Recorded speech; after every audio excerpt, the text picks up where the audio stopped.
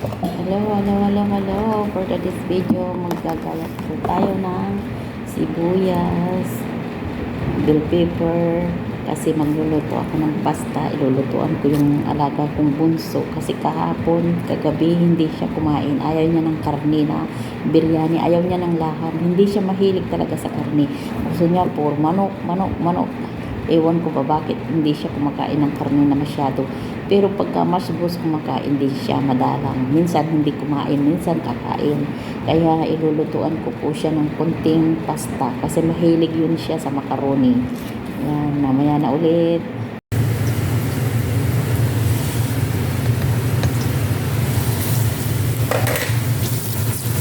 Siyempre, inuun niya ko ang sibuyas. Kasi pag nagigisa ako, talagang inuuna ko ang sibuyas. Maliit lang na karne kasi konti lang po ang iluluto ko kasi yung bunso lang kakain at bukas po si baba ay fasting. Magluluto ako bukas ng kaldereta na chicken.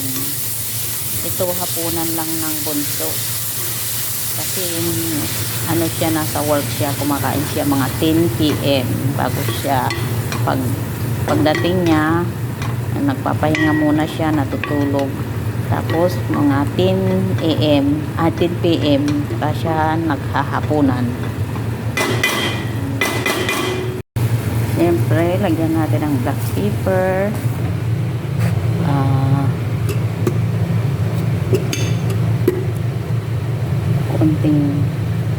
Konting kasbara.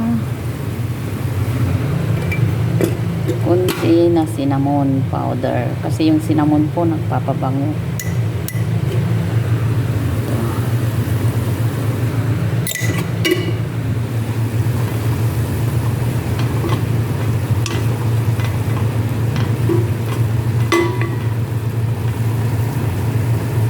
Lagyan po lang natin ng konting tomato paste para may pangkulay siya. Konti lang.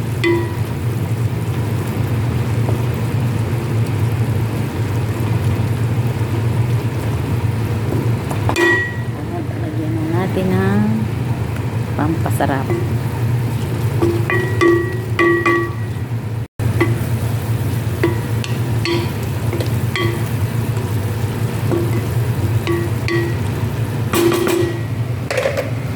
Ihulog na natin yung ating macaroni. Igigisa po natin.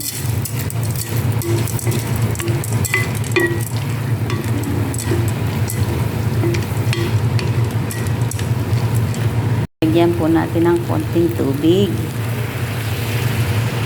para magisa po siya kasi natuyo na. Tapos maya't maya lagyan na natin ng cooking cream. Parang naparami ng karne. Halos karne na yata yung lahat. Yan, liliit din ng macaroni.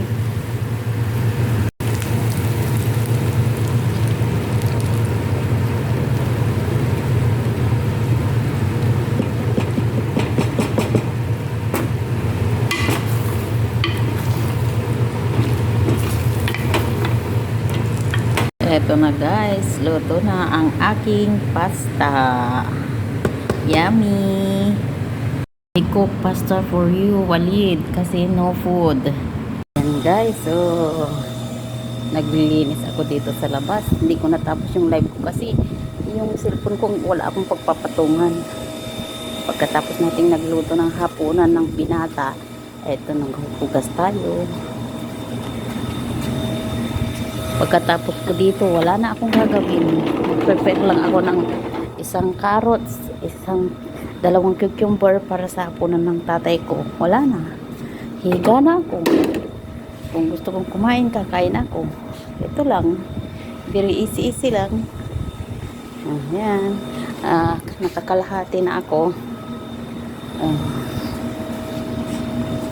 Ang daming tubig.